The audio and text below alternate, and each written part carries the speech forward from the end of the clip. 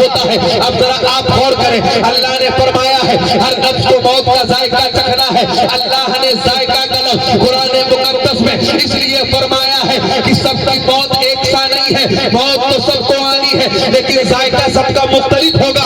اگر آپ کے اعمال اچھے ہیں تو آپ کی موت کا ذائقہ اچھا ہے, اگر آپ کے اعمال خراب ہیں تو آپ کی موت کا ذائقہ خراب ہے. اگر آپ نماز پڑھ کے گئے ہیں تو آپ کی موت کا ذائقہ میٹھا ہے, اگر آپ تلاوت کر کے گئے ہیں تو آپ کی موت کا ذائقہ. فاضل بریلوی فرماتے ہیں, ہائے غافل وہ کیا جگہ ہے جہاں, ہائے غافل وہ کیا جگہ ہے جہاں, پانچ جاتے ہیں چار پھرتے ہیں.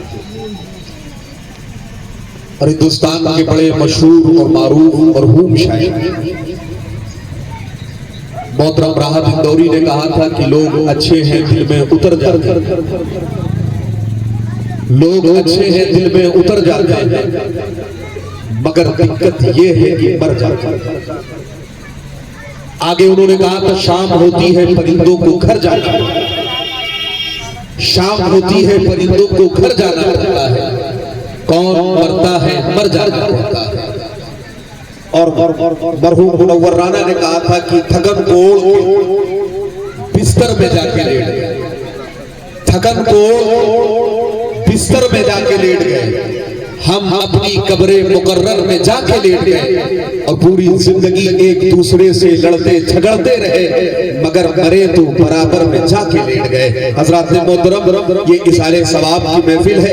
اللہ تبارک و تعالیٰ کی بارگاہ میں دعا ہے کہ اللہ مولانا شاکر صاحب اور حافظ ذاکر صاحب قبلہ کی والدہ مرحومہ کی مغفرت فرمائے, انہیں کروٹ کروٹ جنت عطا فرمائے.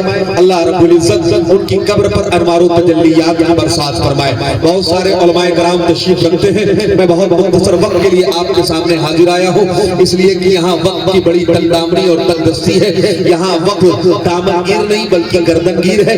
میں چاہتا ہوں بس مختصر سے وقت میں جو تین قیمتی باتیں ہیں آپ کے سامنے آپ کی گوش گزار کر کے رخصت ہو جاؤں. ذرا محبت سے ایک مرتبہ سارے لوگ مل کر کے بولیں سبحان اللہ, ذرا محبت سے بولتے یا رسول اللہ. دیکھیں میں نے قرآن مقدس کی 2 آیت کریمہ تلاوت کی ہے, بس دونوں پر میں چاہتا ہوں تھوڑی سی روشنی ڈال دو اور اس کے بعد اپنے خطاب کو سمیٹتا ہوں. قرآن مقدس کی بڑی مشہور و معروف آیت کریمہ ہے جس کو آپ پڑھتے بھی ہیں, جس کو آپ سنتے بھی ہیں. اللہ قرآن میں فرماتا ہے کل نفس ذائقۃ الموت. آپ اس کے ترجمے کو دیکھیں, آپ اس کی تشریح کو دیکھیں. اللہ فرماتا ہے ہر نفس کو موت کا ذائقہ چکھنا ہے, ہر نفس کو موت کا مزہ چکھنا ہے. اب ذرا آپ توجہ میری طرف کر لیں اور اپنی سماعتوں کو آپ حاضر کریں. دیکھیں آپ نے اس آیت کو سمجھا بھی ہوگا, اس آیت کو آپ نے سنا بھی ہوگا, اس آیت کو آپ نے پڑھا بھی ہوگا.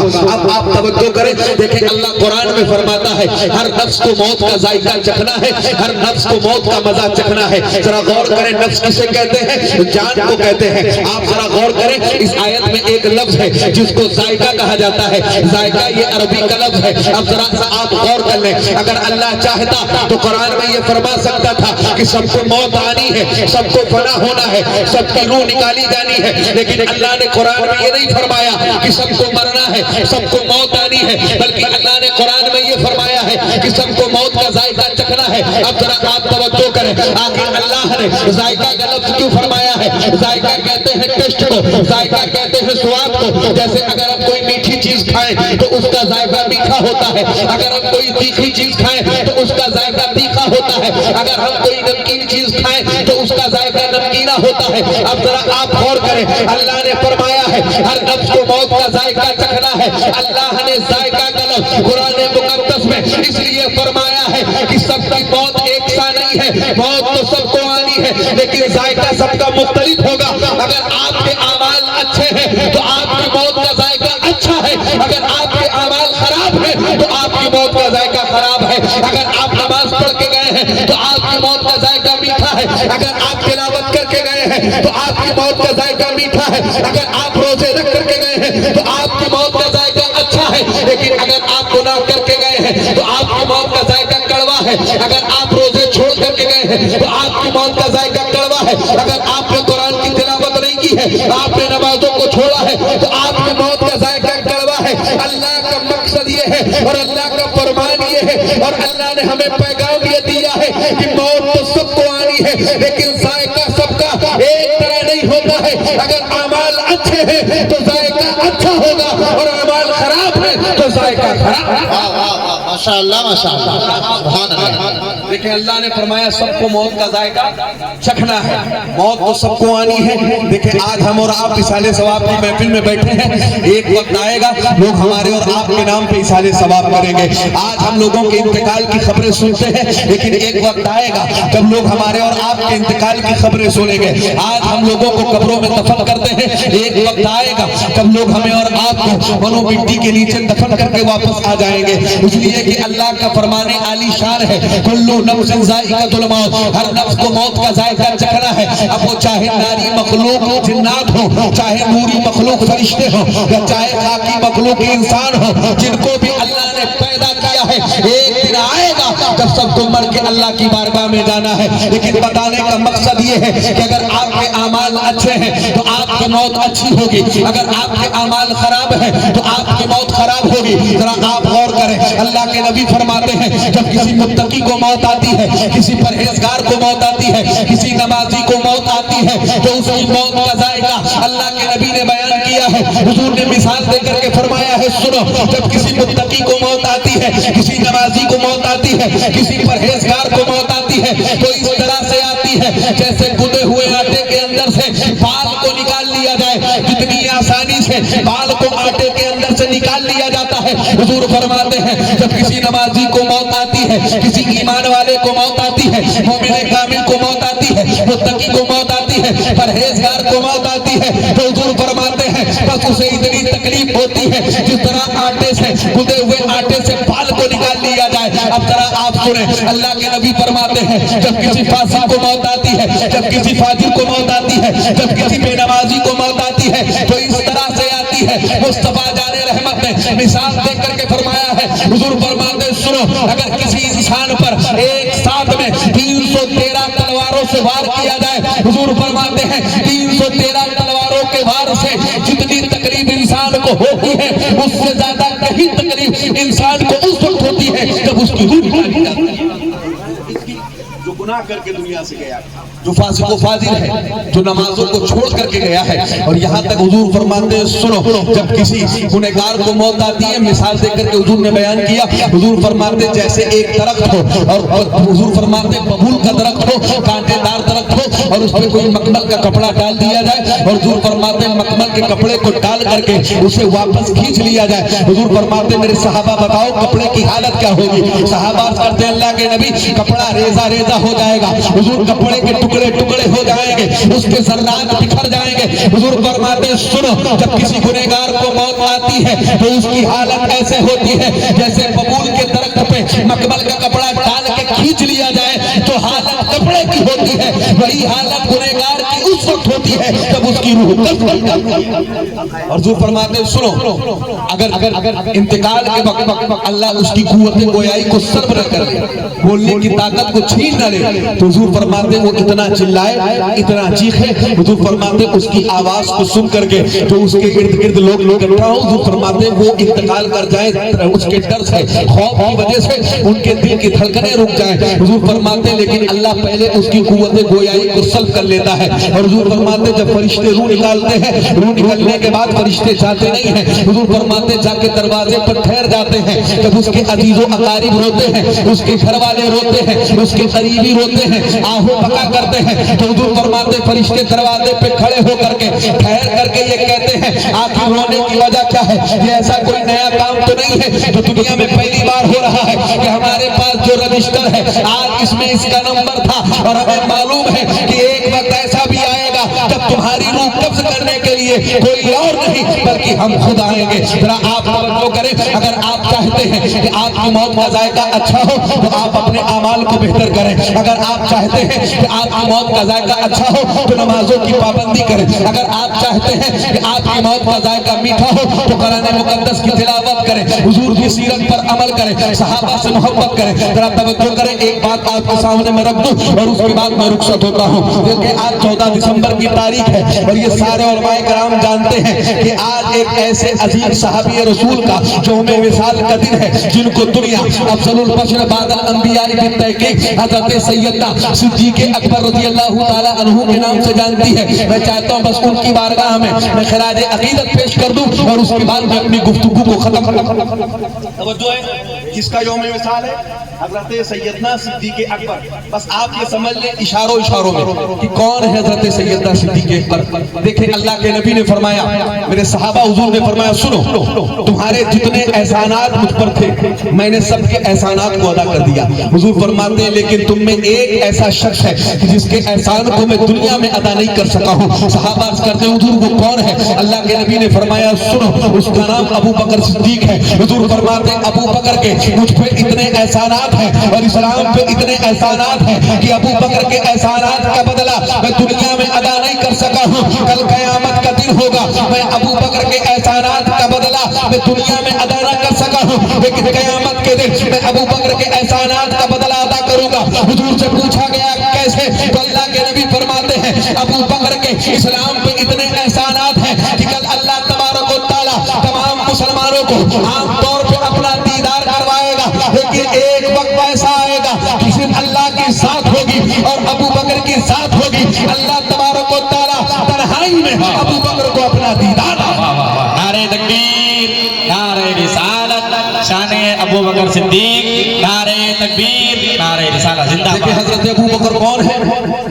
جوانوں میں سب سے پہلے, مردوں میں جوانوں میں سب سے پہلے جو حضور پر ایمان لائے ہیں وہ حضرت ابو بکر صدیق ہیں. بچوں میں جو سب سے پہلے جنہوں نے کلمہ پڑھا ہے وہ حضرت علی المرتضیٰ ہیں. عورتوں میں جنہوں نے سب سے پہلے کلمہ پڑھا ہے وہ حضور کی سب سے پہلی بیوی حضرت خدیجہ الکبریٰ ہیں. لیکن سب سے پہلے ایمان کون لایا ہے؟ حضرت ابو بکر صدیق. حضور فرماتے ہیں جب میں نے کسی کے سامنے اسلام کو پیش کیا, میں نے اسلام کا پیغام دیا, میں نے کہا کلمہ پڑھو مسلمان ہو جاؤ, تو حضور فرماتے ہیں کسی نے مجھ سے معجزہ طلب کیا, کسی نے تھوڑی دیر سکون اختیار کیا, کوئی تردد کا شکار ہوا, لیکن حضور فرماتے ہیں سنو ابو بکر اس ذات کا نام ہے کہ جب میں نے ان کے سامنے اسلام کو پیش کیا ہے انہوں نے ایک سیکنڈ سوچا نہیں ہے, میں نے ادھر اسلام پیش کیا ہے, انہوں نے کلمہ پڑھا ہے اور کلمہ پڑھ کر کے وہ مسلمان. ماشاءاللہ ماشاءاللہ. اس لیے میں نے قرآن مقدس کی آیت کریمہ تلاوت. اللہ فرماتا ہے اذ یقول لصاحبہ لا تحزن ان اللہ معنا. آپ کو معلوم ہے تقریباً کم و بیش 1,24,000 صحابہ کرام. آپ تمام صحابہ کی زندگی کو اٹھا کر کے دیکھیں اور اس آیت کے تعلق سے ممتاز الفقہاء استاذ الاساتذہ حضور محدث کبیر فرماتے ہیں, آپ فرماتے ہیں یہ تو قرآن میں آیا ہے اذ یقول لصاحبہ, اس میں صاحب کا لفظ ہے یعنی اس میں صحابی کا لفظ ہے, صحابہ کا لفظ ہے. ذرا آپ توجہ کر لیں حضرت ابو بکر صدیق کے تعلق سے حضرت حضور محدث کبیر فرماتے ہیں سنو 1,24,000 صحابہ کرام ہیں لیکن قرآن مقدس میں اگر صاحب کا لفظ کسی صحابی کے لیے آیا ہے تو وہ ابو بکر صدیق کی ذات ہے. اس لیے آپ فرماتے ہیں سنو کسی اور صحابی کی صحابیت یہ گمراہی ہے لیکن کوئی ابو بکر کی صحابیت کا انکار کر دے تو یہ کفر ہے, اس لیے کہ ابو بکر وہ ہیں جن کو قرآن نے صحابی کہا. دیکھیں آپ حضرت ابو بکر کی ذات کا نام ہے. ایک مثال آپ کو میں دوں, ام المومنین ہے حضرت عائشہ صدیقہ رضی اللہ تعالی عنہا ہے. کون ہے؟ حضرت ابو بکر کی بیٹی ہے, حضور کی بیوی ہے, سب سے چہیتی بیوی ہے اور سب سے چھوٹی بیوی ہے. کون ہے؟ حضرت ام المومنین.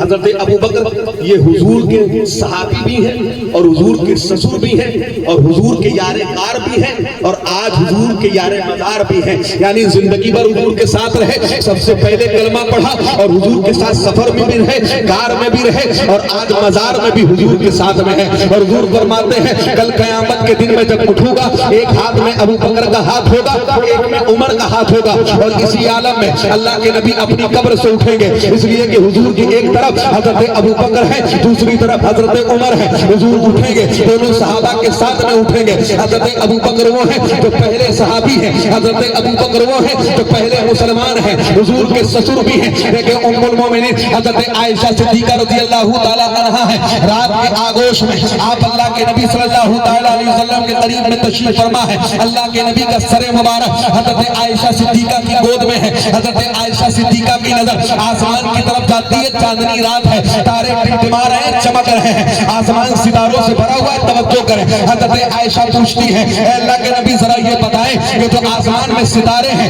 کیا ان کے برابر کسی کی نیکیاں ہیں؟ کوئی ہے آپ کی امت میں، کوئی ہے آپ کے صحابی میں ایسا کہ جس کی نیکیاں آسمان کے ستاروں کے برابر ہو؟ حضور فرماتے ہیں عائشہ ہے۔ حضرت عائشہ کرتی ہیں کون ہے؟ تو حضور فرماتے ہیں عائشہ سنو، میرا ایک صحابی ہے جس کی نیکیاں آسمان کے ستاروں کے برابر ہیں، آسمان کے ستاروں کے مانند ہیں۔ حضرت عائشہ کرتی ہیں حضور کون ہے بتائیں؟ حضور کہتے ہیں دنیا اسے عمر ابن خطاب کے نام سے جانتی ہے۔ توجہ کریں، حضرت عائشہ خاموش ہو گئی۔ آپ یہ سوچ رہی تھی کہ شاید اللہ کے نبی میرے والد کا نام لیں گے، شاید حضور میرے والد کا ذکر کریں گے۔ حضور نے حضرت عائشہ صدیقہ کے چہرے کو دیکھا ہے، حضور سمجھ گئے ہیں کہ عائشہ سوچ کیا رہی ہے، اس لیے کہ حضور کی ذات وہ ذات ہے کہ آپ کو اللہ نے علم غیب عطا کیا ہے۔